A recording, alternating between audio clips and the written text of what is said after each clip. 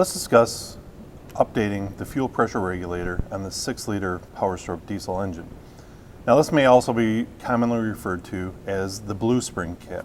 You'll notice that there is a blue spring in this kit here. And what we're going to do is replace this, and this is going to up our fuel pressure by 12 to 15 psi, from about 45 to 60 psi. And so in order to do that, we have to remove the charge air cooler tubing out of the way. I'm going to remove the air cleaner assembly. That'll give us good access to the fuel filter housing in which this assembly is mounted to. So let's get started and get some of the stuff out of our way. All right, now you can see we've got our charge air cooler tube out of here. We've got our air cleaner out of the way. So it really opens up to get to the housing in which we need to work on here. I've also done one extra step and taken my pry bar and I've wedged it below the fuel line and tucked it underneath the negative battery cable here. And what that's done is put the upper radiator hose out of the way. Now you could choose to remove the upper radiator hose, but you're gonna have a little bit more of a mess with some coolant spilling. So what we've done here is tucked it down. Got to be careful not to pinch it off by the housing here, but that's got it out of our way.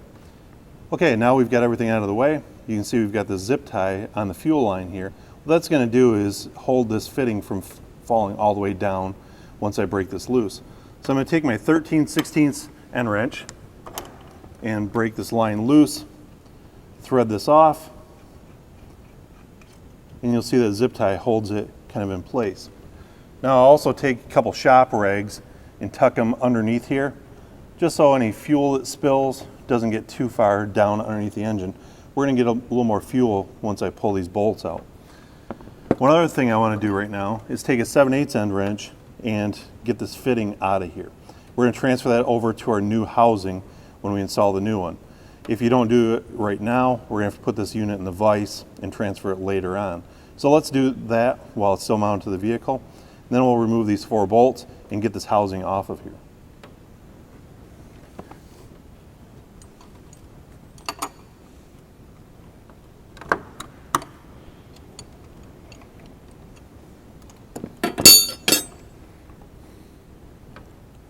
Now I'm going to take my T25 Torx bit with a ratchet and remove these 4 bolts, and the housing will be ready to come off. Okay, we'll get our last bolt out and we'll remove the housing, lay it off to the side. And you can see we've also got this gasket here. Now this commonly dries out and starts to leak. We've got a new one with our kit, so we can discard that. We've got the old spring and the seat here, which we'll remove, as well as an O-ring, and we'll also get this little piece off the top here. I'm gonna need a needle nose pliers or maybe a pick to pull that stuff out. Now I'm gonna take my pick and try and dig this top piece out. Now that's come out. See, we're leaking a lot more fuel here, and so I can remove this lower seat as well. We're dumping a little more fuel out, as well as this other piece in here. We're going to dig that out and replace that all with the components that came in our kit.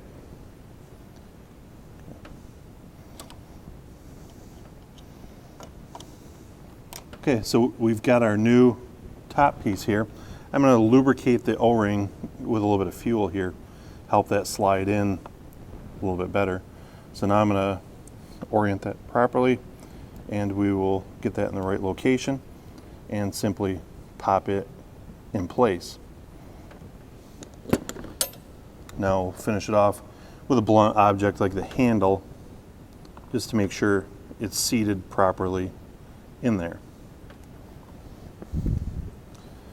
Then we'll take our lower pieces, install those in here.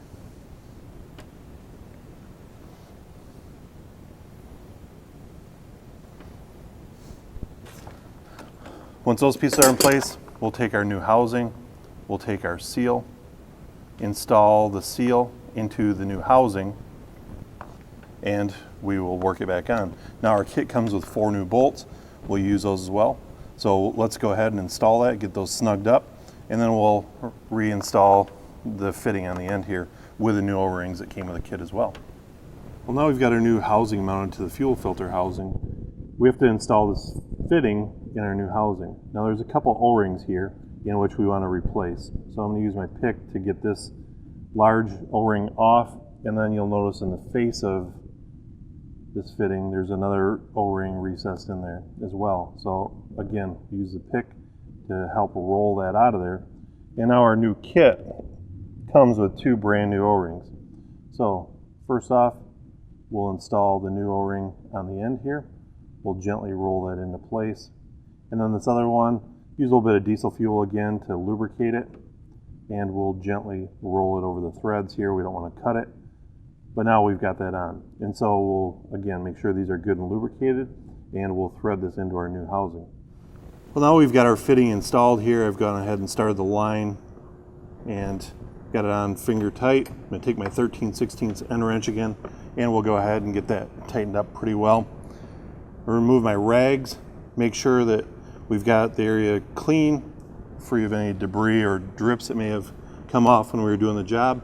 And so now we're going to go ahead and turn the key to the run position and prime the system and make sure that we've got no leaks here before we go ahead and install the rest of it. We might have to cycle the key a couple times, so we're going to have to refill the fuel bowl here, and then we want to make sure that there's no leaks. Once that's done, we'll reassemble the engine and start it up, and our fuel pressure should now be 12 to 15 psi higher than it was previously. This is going to help ensure longevity of the injectors and also have a little bit of an improvement on drivability. So now you've seen the process, and hopefully you understand how to do it yourself when you want to replace the fuel pressure regulator on your Ford 6-liter Powerstroke diesel engine.